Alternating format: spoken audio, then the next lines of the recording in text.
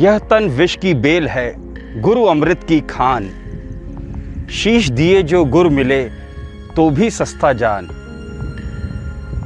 उनकी बातें और टीचिंग्स से हजारों लाखों छात्र लाभान्वित हो चुके हैं। उनके चेहरे पे मुस्कान आ चुकी है। I am really excited to meet this person who is super energetic and extremely interesting, who has made fun learning a formula for success। जब तक मैं अपने टीम के साथ पहुंचता हूं उनका इंटरव्यू लेने के लिए, तब तक आप उनकी लाइफ जर्नी को देखिए। फुल वीडियो देखने में आपको मजा आ जाएगा। What the teacher is more important than what he teaches। ये एक ऐसे व्यक्ति हैं जो पढ़ाते गणित हैं, रुचि कला और संगीत में है, लिखते हिंदी कविताएं हैं, बोलते भोजपुरी अवधी हैं, उर्दू इनकी बेमिसाल है, गजल और कव्वाली के शौकीन हैं, लेकिन धरती से जुड़े रहने में यकीन है। इतिहास, भूगोल, विज्ञान, दर्शन सभी विषयों के ज्ञाता हैं। जितना अच्छा लिखते हैं उतना ही अच्छा बोलते हैं। इनकी वाक्पटुता का जमाना कायल है। He doesn't believe in hiring and firing of people, family and friends. He's a forever man. Let us welcome the man who is an ocean of talent, wisdom and motivation. A superhuman being and a wonderful teacher. A very warm welcome sir, आम से खास के special episode पे teachers day के। When we talk about Dr. Sarvapalli Radhakrishnan, his empathy and perspective were the two major things which made him so big, such a great teacher। उनकी teaching methodologies क्या वो आज भी relevant है? Is his thoughts still pertinent? Is his style still relevant? Thank you, sir. First of all, let me start with thanking Aam Sir Khas for inviting me in this special episode of Teachers Day। बहुत बहुत शुक्रिया मुझे शामिल करने का। और जहाँ तक आपका सवाल है कि डॉक्टर राधा कृष्णन कितने रेलेवेंट हैं आज के कॉन्टेक्स्ट में, फॉर श्योर बहुत रेलेवेंट है। डॉक्टर राधा कृष्णन का जो आइडिया है that basically forms the core of our education value system in India, and he basically forms the empathy part of our education, right? Absolutely. He never used to leave his student with a doubt.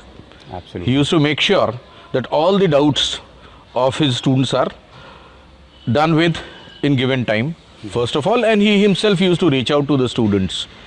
There were number of times students teachers के बीच में एक barrier बना रहता है, जिस तरीके का system हमारे यहाँ कभी कभी बन जाता है, उस बैरियर को हटा करके and the way he used to reach out to the students that established new methods, new ways of teaching students out here in India। Great। आपके बारे में भी सर हमने बहुत ही क्लोजली ऑब्जर्व किया है इस इंटरव्यू को लेने से पहले। बहुत सारे आपके स्टूडेंट से भी बात की, वो लोग भी ये चीज़ कहते हैं कि मतलब when you get into the class, the moment you start, right, it starts with a great bonding. बहुत ही शानदार रिलेशनशिप वो इस्टेब्लिश हो जाती है right from the word go. वो ओपननेस आ जाती है। आप आदाब भी करते हैं, आप जय हिंद भी बोल देते हैं।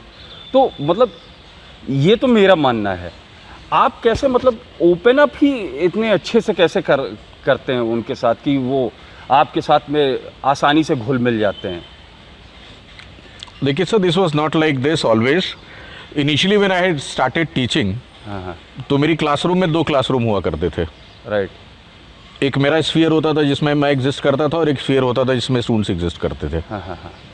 ठीक, मैं अपने स्फीयर में रह करके अपना काम करके चला जाता था, मेरे स्टूडेंट्स अपने स्फीयर में रह करके सारी चीज़ें नोट करके चले जाते थे। बहुत अच्छी चीज़ आपने बोली कि भाई जब मैंने शुरुआत किया तो टीचिंग करते वक्त हम भी उस तरीके से उतना कनेक्ट नहीं कर पाते थे शुरुआत में। ठीक है, 2 अलग अलग जोन्स थे, 2 अलग अलग स्फीयर्स थे, बट उन दोनों स्फीयर्स को एक जगह पर लाना और इंटरसेक्शन के बजाय यूनियन, राइट, वो पूरा का पूरा अपलिफ्ट करना, ये बड़ी चीज़ होती है। Because everybody fails. अगर स्टूडेंट फेल करता है तो टीचर भी फेल करता है। ये बहुत ही ज़्यादा बड़ी बात है। I mean like Shakespeare said to err is human, right? So mistakes किसी से भी हो सकती हैं। but in order to establish the faith between people or in relationships, you should always accept your failures or accept your mistakes, right? Absolutely Right? Also, my approach towards teaching is very different, in fact.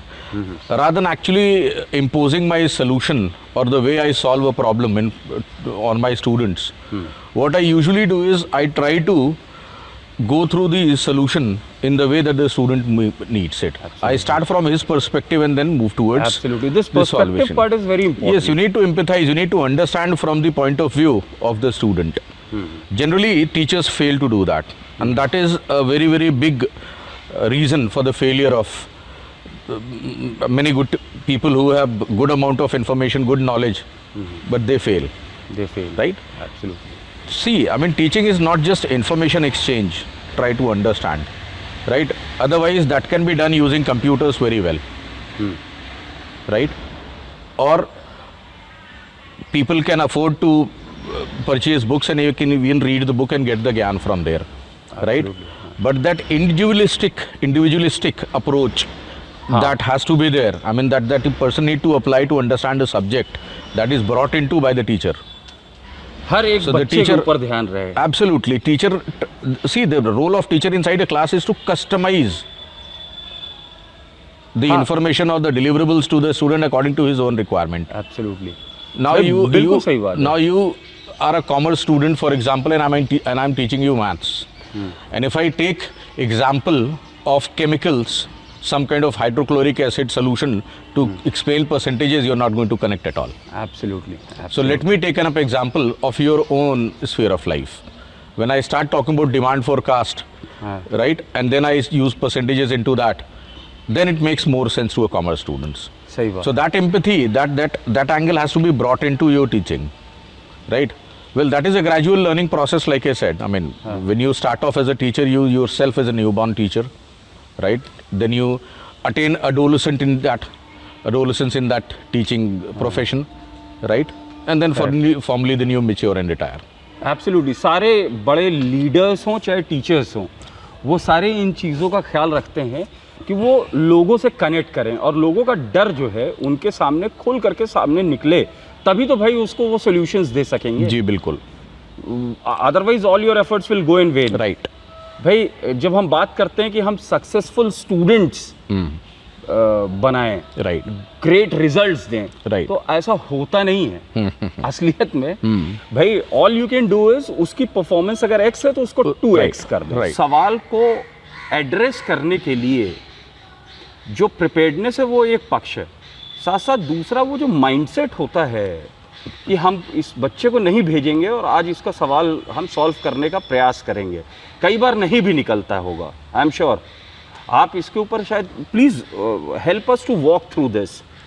Sir, I'm a very firm believer of that saying of Einstein that questions are never stupid, answers can be.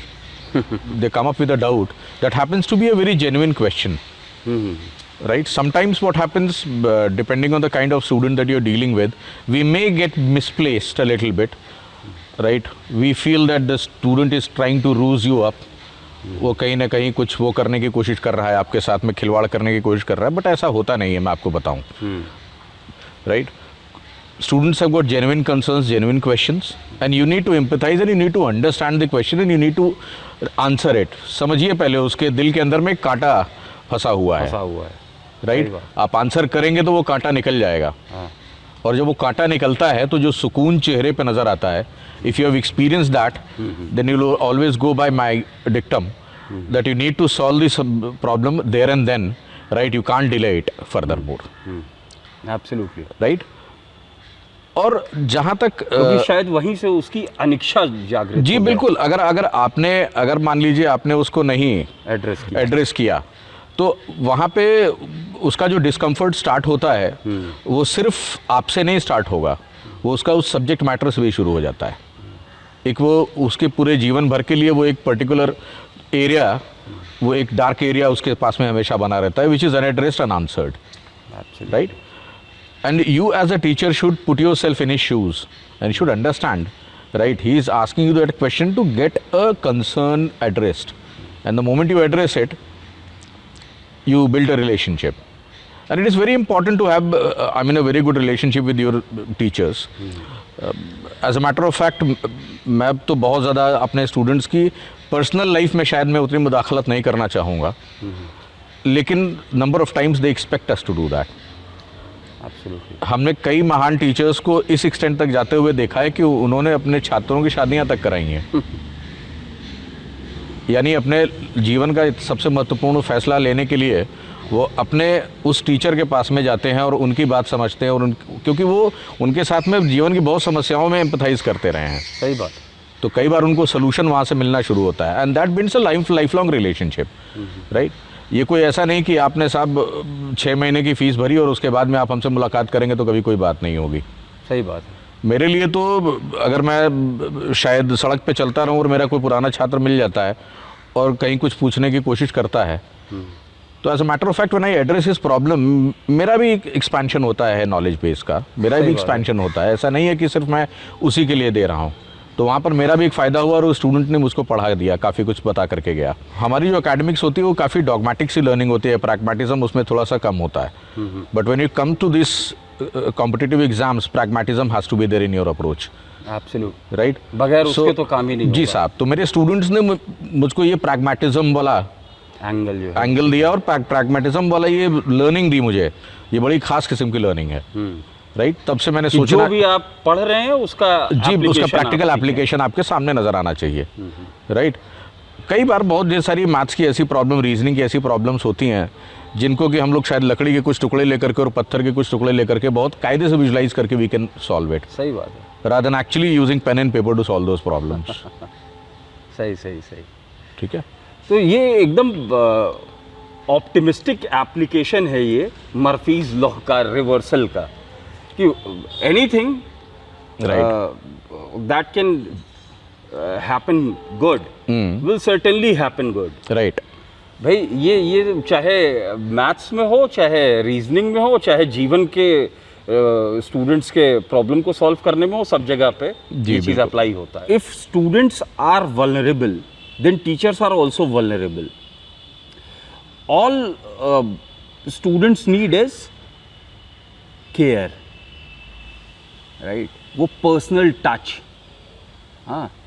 To be at their personal best, वो जो care का जो touch आता है ना, कि अगर आप बच्चे के प्रॉब्लम्स को एड्रेस करने लगे, हाँ, उनकी प्रॉब्लम्स को सॉल्व करने लगे, छोटी छोटी, चाहे मतलब कई बार क्या होता है कि आप बहुत बड़ी प्रॉब्लम सॉल्व कर रहे हैं, हाइट एंड डिस्टेंस की या ज्योमेट्री की प्रॉब्लम आप सॉल्व कर रहे हैं, और पता चला बच्चे को डिवाइड करना ही नहीं आता है, और उस पर स्टूडेंट को ज़्यादातर लोग, काफ़ी टीचर्स उसी जगह पे रन डाउन कर देते हैं या हंसी मजाक वहीं पे बनने लगता है.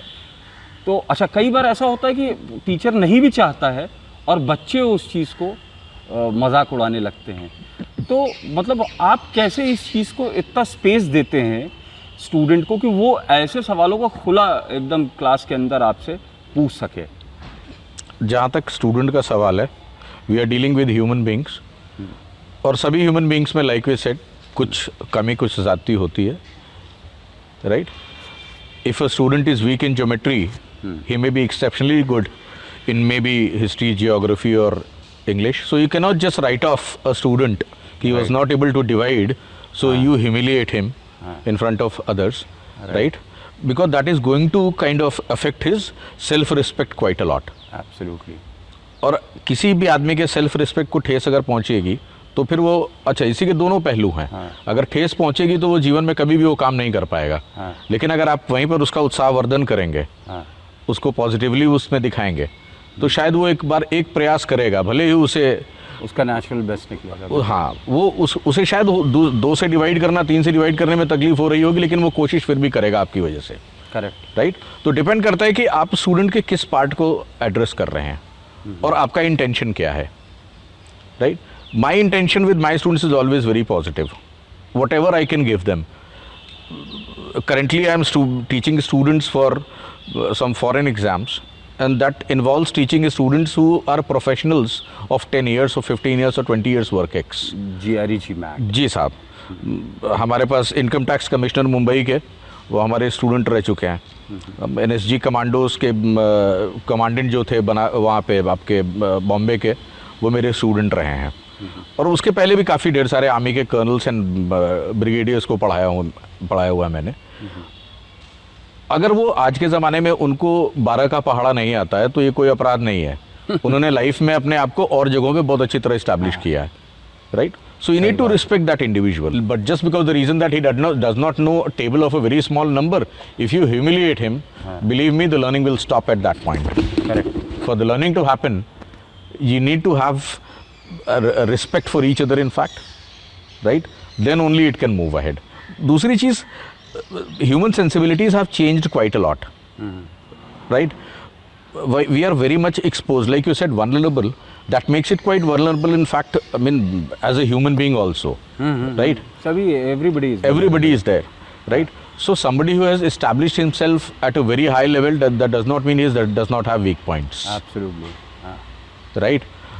Your job is to basically work on your own area. मुझे इसको मैथ्स पढ़ानी है तो मैं उसको मैथ्स पढ़ाऊंगा, ठीक है? मैंने उसका लेवल असेस किया कि भाई स्टूडेंट मेरा 10th लेवल की मैथ्स जानता है तो मैं 11th से शुरुआत करूंगा शायद पढ़ाना। लेकिन अगर मैंने असेस किया कि अभी वो किंडरगार्टन वाले ही लेवल पे है तो शायद मुझे शुरुआत वहीं पे करनी पड़ेगी। और अगर मैं नहीं कर पाता अगर कर पाता तो that is a very very big failure as a teacher on my part. ये बहुत बड़ा सबक है as a teacher on my part.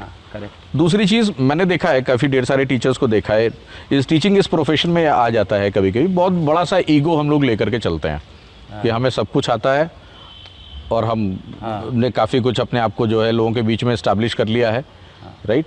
तो हमारा वो ईगो बेसिकली हमें काफ़ी प्रॉब्लम्स क्रिएट करता है, राइट? यू नीड टू उस इनहिबिशन से बाहर निकलना। जी बिल्कुल साहब, you need to have get out of that shell that you have, that hypothetical kind of environment ecology that you're existing into. You'll have to get out of that to connect to the students and then to address their problems. Correct. And you'll have to get to their level. आपको उनके level पे जाना आपको उनके level पे जाना पड़ेगा, right? सही बात। क्योंकि अगर स्टूडेंट अपना लेवल आपके लिए आपके बराबर रेस कर पा रहा होता तो आपकी आवश्यकता नहीं थी। आपकी आवश्यकता कहाँ? बिल्कुल साहब, बिल्कुल आपकी कोई आवश्यकता नहीं थी। Whatever Rohit Mishra is today, 23 years of experience career में, ये तो ठीक है, लेकिन इसके पीछे ये करियर तो लाइफ का ही पार्ट होता है, तो पूरा क्या आप हमको शुरू से कुछ बताएंगे अपने बारे में, लाइफ जर्नी के बारे में, कि कैसे आपने कहाँ कहाँ आप रहे, क्या क्या देखा, कैसे कैसे शेप अप लिया, मतलब ओवरऑल 360 डिग्री पे जो डेवलपमेंट होता है वो किस प्रकार से हुआ?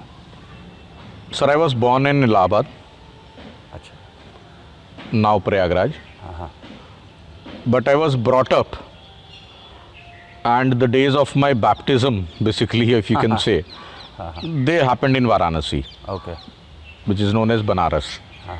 We belong to a middle class family, so right from the word go, stress was on educating ourselves very properly.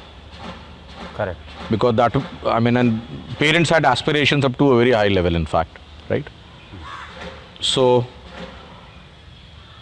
part of my education I completed in Varanasi. Then when I was in 5th standard, I moved to, our family moved to Allahabad.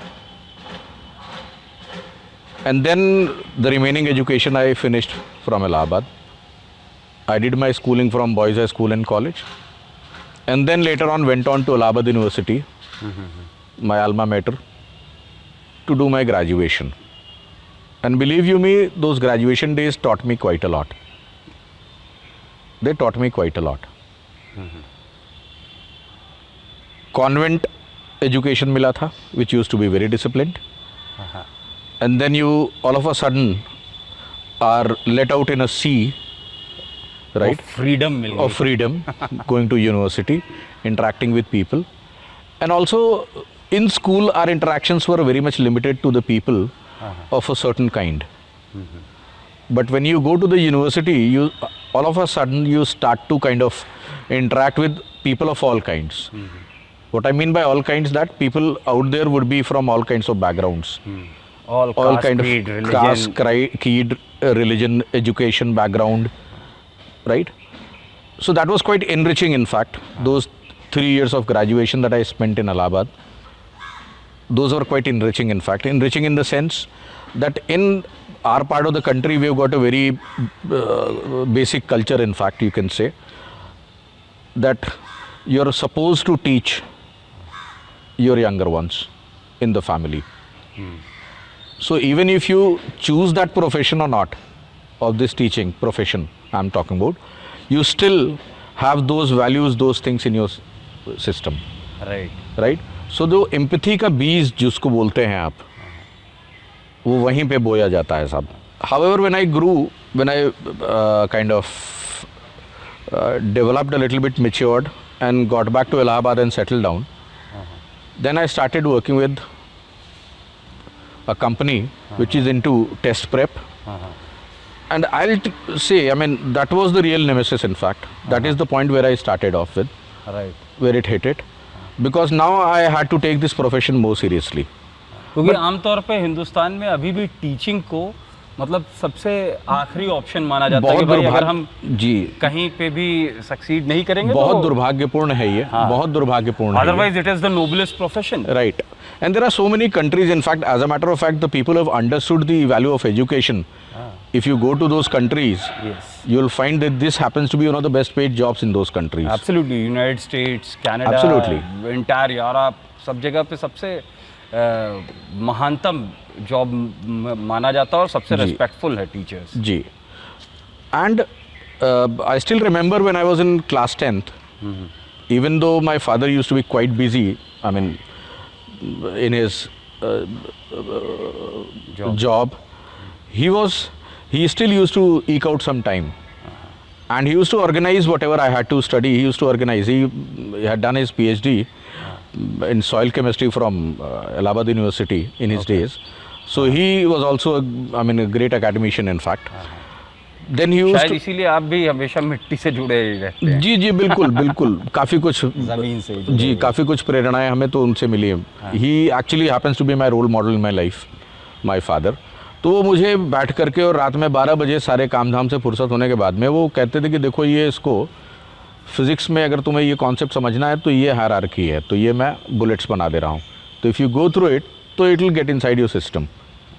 मेरे भी एक teacher थे physics के, मतलब बस sorry आपको interrupt इस जगह पे करूँगा. वो भी हमेशा कहते थे कि चित्र बनाओ. मैं अक्सर उनके सामने प्रॉब्लम्स लेकर के बैठता था कि सर सॉल्व कर दीजिए, ये न्यूमेरिकल है, बता दीजिए कैसे होगा. कहा कि पहले चित्र बनाओ. मुझे समझ में नहीं आता था ये हर बार चित्र बनाने क्यों बोलते. तो मैंने उनसे पूछा कि सर ये चित्र आप क्यों हर बार बनवाते हैं, फ़ायदा क्या होता है. कहा कि यहीं से क्लैरिटी आती है. अगर तुम्हारे चित्र तुमने बना लिया, भाई अगर तुमने डायग्राम बना लिया तो हो गया ना जी. और शायद उसी के बाद से कंसेप्ट्स और ज़्यादा क्लियर भी हुए मेरे, जो भी क्लियर हुए थोड़ा बहुत. बिल्कुल. जब आप खुद से जब उस पर काम करते हैं, अदरवाइज अगर आप ये सोचिए कि अगर आप सिर्फ थ्योरेटिकली बात करिए, तो मैंने देखा है कि दो लोग हालांकि थ्योरेटिकली सेम चीज़ के बारे में बात कर रहे होंगे, बट दोनों के व्यू पॉइंट्स कितने अलग हो सकते हैं आप नहीं समझेंगे. और यहाँ पे ये चैलेंजेस बहुत आते हैं. बहुत. एक एग्जांपल अगर मैं लूँ, एक बार मैं पढ़ा रहा था कहीं पे एक स्टूडेंट को, और मैं वहाँ बार बार सर्कल के बारे में बात कर रहा था. अच्छा. ठीक. और मैं उसको सेगमेंट एक्सप्लेन करने की कोशिश कर रहा था कि सेगमेंट क्या चीज़ होती है, और वो समझ नहीं पा रहा था. अच्छा. और तकरीबन आधे घंटे बीते होंगे मेरे उसके बीच में, बहुत डिस्कशन हुए. मैं भी एक लेवल रिजिग्नेशन के लेवल पे पहुंच गया कि नहीं, लेट मी रिजाइन, अब ये भी नहीं हो सकता कुछ. Then while talking to him I realised कि मेरे और उसके व्यू पॉइंट में कितना बड़ा फ़र्क था मालूम है आपको. क्या? उसके लिए सर्कल एक वायर फ्रेम था, और मेरे लिए सर्कल एक रोटी थी. तो मैं रोटी को तोड़ करके सेगमेंट विजुलाइज कर सकता हूँ, लेकिन वायर फ्रेम को तोड़ करके सेगमेंट विजुलाइज नहीं कर पाएंगे. परफेक्ट. दोनों अपने दृष्टिकोण पे एकदम सही थे. ठीक. बिल्कुल सही बात. गलती ना उसकी थी ना मेरी थी, लेकिन just because of maybe a little disconnect we are not on the same page. तो इस वजह से एक दूसरे को समझने की बहुत सख्त ज़रूरत होती है, और टीचर्स को खासकर ये, because you are the elder one inside the class, right. So you have to kind of understand, you will have to make the effort of understanding, right. The student can't grow up to your level. You need to understand. Absolutely. Sir आप इतने ओजस्वी वक्ता हैं, oratory skills are your oratory skills are absolutely amazing, और उतने ही अच्छे आपकी creative writings हैं। मतलब मैं आपको सोशल मीडिया पे फॉलो करता हूँ, देखता हूँ कि बहुत ज़्यादा आप इम्पैक्टफुली लिखते हैं। तो कैसे मतलब इतना इम्पैक्टफुल आप अपनी राइटिंग्स को रखते हैं, अगर हम राइटिंग के ऊपर अगर आप बात करें तो? देखिए सर, ये this is the root cause. अभी आप जड़ पे पहुँचे। जो मेरे प्रोफेशन की जड़ है वो भी यही है। You need to be extremely creative. थोड़ा अनफॉर्चुनेट है कि creativity was limited to some contexts only up till now, and in my time also creativity mean creative writing, that's it, right. उसके बियॉन्ड लोग इसको नहीं लेके जा पाते थे। तो मैं भी उसी में था। As a matter of fact, you laugh at it, कि जब मैंने बचपन में लिखना शुरू किया, शौक तो था मुझको लिखने का, लेकिन हमारे एक अंकल थे जो हमें फ़ी कविता 20 रुपया दिया करते थे। अच्छा। तो शायद मॉनेटरी मोटिवेशन भी था थोड़ा, so as to say, but it was more to satisfy yourself. It was more to kind of, you get a medium to express yourself. Right. You get a medium to express yourself when you write. And also when you're writing, you make sure that you use the right words, right? Concreteness होनी चाहिए। You need to use the right words, right, to convey whatever you have in your heart, and you should use as less as possible number of words and jargons in your expression. So that goes along with both of it. यानी आप कम से कम शब्दों का प्रयोग करें और ज़्यादा impactful हों, राइट। जैसे कि मेरे महबूब शायर जॉन एलिया, जो कि अब हिंदुस्तान में सोशल मीडिया और यूट्यूब के थ्रू काफ़ी प्रचलन में है उनकी कविताएं। एक रेख्ता एसोसिएशन भी बना है, काफ़ी उन्होंने उनको फ़रोगा, उनको काफ़ी मशहूर किया उन लोगों ने। उनका एक शेर, और वो जॉन एलिया को ही दिल में रख करके मैं ये शेर उन्हीं का पढ़ता हूँ, कि ये मुझे चैन क्यों नहीं आता, एक ही शख्स था जहान में क्या। तो खाली 2 लाइन में और बहुत कम शब्दों का प्रयोग करके बहुत ही इम्पैक्टफुल बात उन्होंने कह दी थी, और सेंस ऑफ ह्यूमर उनका बड़ा अच्छा था। और टू बी अ टीचर और to be a writer, you need to have your sense of humour at the right place. एक घटना थी उनकी कि शायद राहत इंदौरी गए थे किसी मुशायरे में पार्टिसिपेट करने के लिए, तो इस्लामाबाद एयरपोर्ट पे वो उनको लेने आए थे, या कोई एयरपोर्ट था मुझे याद नहीं है, लेने आए थे उनको। तो राहत इंदौरी ने उनसे पूछा कि ये बताइए, जहाँ हम लोग चल रहे हैं यहाँ से कितना वक्त लगेगा, या कितना दूर है ये जहाँ हमें जाना है। तो बाकी और कोई आदमी होता तो किलोमीटर में और मील में जवाब दे रहा होता। जॉन एलिया थे, उनका जवाब आप नॉर्मल मत समझिए कि वो उस तरीके से मिल के आ गया। उन्होंने साहब बड़े कायदे का बड़ा अच्छा सा जवाब दिया उनको, राहत इंदौरी को, कि यहाँ से वहाँ तक की दूरी 2.5 पैग है। मतलब जितनी देर में आप 2.5 पैग खत्म करेंगे तब तक हम लोग मुशायरे में पहुँच जाएंगे साहब, राइट। अब जरा सोचिए इस आंसर को। रेसर का भी यही पंच लाइन था बेसिकली, कि जब तक मैं आप कॉफी ऑर्डर करोगे तब तक मैं, हाँ राइट, हाँ। तो कहने का मतलब ये कि this creativity, I mean that has to be there, और सभी चीज़ों में होती है। आज के ज़माने में तो इसका स्कोप बहुत बढ़ गया है। Correct. In fact, if a person who applies himself, for example, a chartered accountant who does a very good job and who brings in something new, right, I feel he is extremely creative. He may be a better creative person than a person who just scribbles. Absolute novelty. Absolutely, and who just scribbles on a piece of paper. Right. उससे बहुत बेहतर creativity मैं उस इंसान की मानूंगा, क्योंकि उसने अल्टीमेटली बड़ा एक पॉजिटिव कंट्रीब्यूशन भी समाज के लिए किया, कुछ नया सिद्धांत लेकर के आया। ये सारे शायर और बड़े पोएट्स ये सारे समाज में बड़ा कंट्रीब्यूशन करके गए हैं। भाई मेरे तो फिराक साहब हैं। जी। मुझे तो उनका बारे में बहुत ज़्यादा मैंने अध्ययन किया कि 8/4 बैंक रोड इलाहाबाद पे रहते थे, और वही उन्होंने कहा था कि हिंदुस्तान में सिर्फ 2.5 लोगों को अंग्रेजी आती है। वैसे सर, जब मैं फिराक साहब की बात करता हूँ तो काफ़ी हद तक पर्सनैलिटी वाइज मैं सिर्फ बात कर रहा हूँ। अक्खड़पना बोल सकते हैं। हाँ, अक्खड़पना। लेकिन अगर मैं उनकी स्किल्स की बात करूं, नॉलेज तो एक तरफ रख दीजिए, अगर स्किल्स की बात करूं तो भाई वो अंग्रेज़ी उतनी ही अच्छी बोलते थे जितनी अच्छी वो उर्दू शायरी करते थे। Right. हिंदी में भी उनकी ज़बरदस्त पकड़ थी। रशियन फ़िलासफ़ीज़ पे वो ऐसी घंटों बातें करते थे। नेहरू जी उनके ज़बरदस्त फ़ैन थे। इंद्र कुमार गुजराल नीचे बैठते थे जब वो बोलना शुरू करते थे। हाँ, मैंने तो फ़खरुद्दीन अली अहमद साहब के बारे में भी पढ़ा है कि वो एक बार फ़िराक साहब मुशायरे में गए और उन्होंने भाई आदत से अपने मजबूर थे बीड़ी मांग करके स्वीपर से पी ली। तो पी रहे थे वहीं पे बैठ करके, तब तक में कोई आया, वो सिंहासन रखा हुआ था फ़खरुद्दीन साहब के लिए, तो उस पे ये जा कर के बैठ गए। जो उनके लिए अलग चेयर रखी थी प्रेसिडेंट ऑफ इंडिया के लिए। तो उन्होंने कहा कि किसी ने इनको टोक दिया कि साहब ये तो प्रेसिडेंट ऑफ इंडिया के लिए है। तो ये ज़मीन पे बैठ गए भाई, जहाँ पे सभी लोग बैठे थे सारे शायर, वहाँ पर ही जा कर के ये भी बैठ गए।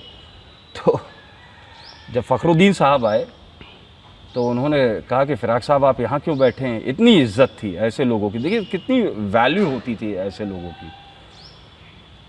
तो उन्होंने कहा कि फ़खरुद्दीन ये कुर्सी तुम्हारे लिए है। तो फ़खरुद्दीन साहब भी उनके बगल में बैठ गए, वो फिर उस चेयर पर नहीं बैठे।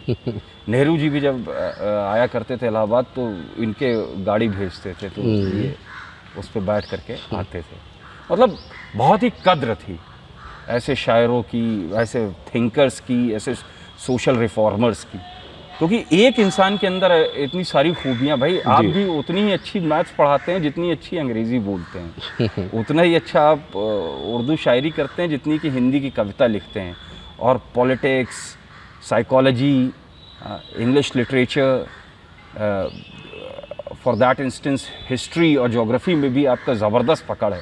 तो सर मतलब अगर हम इसी सवाल की बात करें कि कैसे ये अपने आप को आदमी ये शेप अप करता है, प्लीज़ इसका उत्तर आप ज़रूर दीजिएगा कि कैसे इंसान अपने आप को इन सारी चीज़ों में प्रवीण बना सकता है, निपुण बना सकता है जी। कैसे one can marshal his resources properly. देखिए अब तो काफ़ी रिसोर्सेज अवेलेबल हैं। हमारे टाइम पे बहुत कम रिसोर्सेज अवेलेबल हुआ करते थे शायद। I mean looking at positive of the resources, probably we used to focus little more on the whatever was available to us. Student है या स्टूडेंट नहीं है, फिर भी कोई भी कैसा भी आदमी है, एक चीज़ तो उसे ज़रूर करना चाहिए, उसे अखबार रोज़ पढ़ना चाहिए। कम से कम एक अखबार रोज़ पढ़ना चाहिए। और आजकल के लोग बड़े संतुष्ट हो जाते हैं। मैंने देखा है कि बहुत ढेर सारी बुक्स के ऊपर में मूवीज़ बनती हैं, राइट। बुक्स और मूवीज़ में बहुत बड़ा फ़र्क होता है, बहुत बेसिक डिफरेंस होता है, आपको मैं बताऊं। And I will always prefer to read a book rather than watch a movie absolutely any fine day, right. Because when you watch a movie what happens, you are fed on the perspective of a person. वो अपना दृष्टिकोण आपको पिला रहा है गिलास में घोल के। हाँ, आप वही इंटरप्रेट करेंगे जो वो दिखा रहा है। और जबकि when you are reading the book you are open to interpretations, you can interpret on all perspective. आप खुद अपने से इन्फ्लुएंस जी साहब, and you can be so balanced towards all the approaches, let me tell you, because it's just you and the book. ये बहुत ही शानदार चीज सर आपने बोली, मतलब Just ये you and the सभी book. के नोट करने वाली चीज है कि book reading is absolutely different from watching a video. Yes, very much different.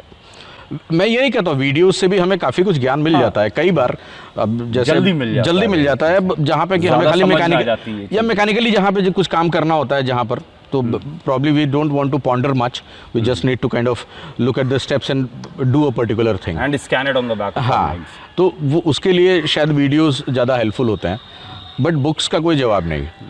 तो मेरे पूरी लाइफ में इनफैक्ट अप टिल ग्रेजुएशन तो मैं बोल सकता हूँ, even up to post graduation I can say up to an extent, हफ्ते में कम से कम 7 से 8 किस्म के अखबार जरूर पढ़ा करते थे। सही, 7 से 8 किस्म के अखबार जरूर पढ़ते थे। वीकेंड्स पे खासकर पढ़ा करते थे, क्योंकि वीकेंड्स पे जो रिफ्लेक्टिव एसेज होते थे उसमें वो बहुत अच्छे होते थे। सर कोरोना ने फेस टू फेस लर्निंग को तो लगभग समाप्ति कर दिया अभी फॉर द टाइम भी।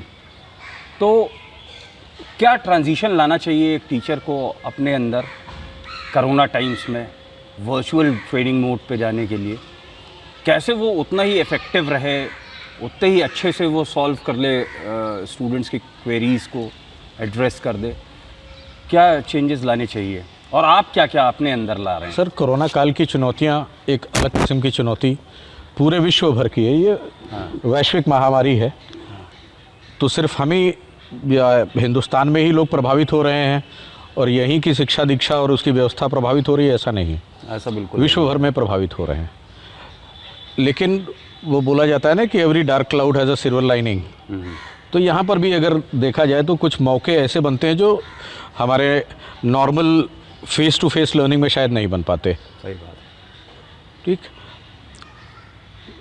सौभाग्य से सूचना क्रांति आ चुकी है हिंदुस्तान में कोरोना से पहले, तो ज़्यादातर लोगों के पास में मोबाइल उपकरण उपलब्ध है जिस पर कि वो सार्थक बातचीत कर सकता है। और सिर्फ बातचीत ही नहीं कर सकता बल्कि अपनी भावनाओं को भी लोग टिकटॉक और उसके माध्यम से बखूबी एक्सप्रेस करते आते रहें। तो क्यों ना इस माध्यम का जो है और अच्छा इस्तेमाल करके कोरोना काल में जो है कम से कम जो शिक्षा दीक्षा के प्रसार है उसके ऊपर में उसको टेम कर लिया जाए। जी साहब, मैं अभी जिस कंपनी में काम कर रहा हूँ, जम्बोरी एजुकेशन, ओवरसीज़ एजुकेशन में, हम लोग GMAT GRE की जो प्रिपरेशन कराते हैं वो बड़े कमाल की बात थी इनफैक्ट, क्योंकि जैसे ही कोरोना आया और मैं मुंबई में कार्यरत हूँ अभी, और मुंबई में लॉकडाउन लगा तो मुझे लगा कि अब शायद बहुत ढेर सारे लोगों की जीविकाएं जाएंगी, मेरी भी जाएगी उसमें शायद।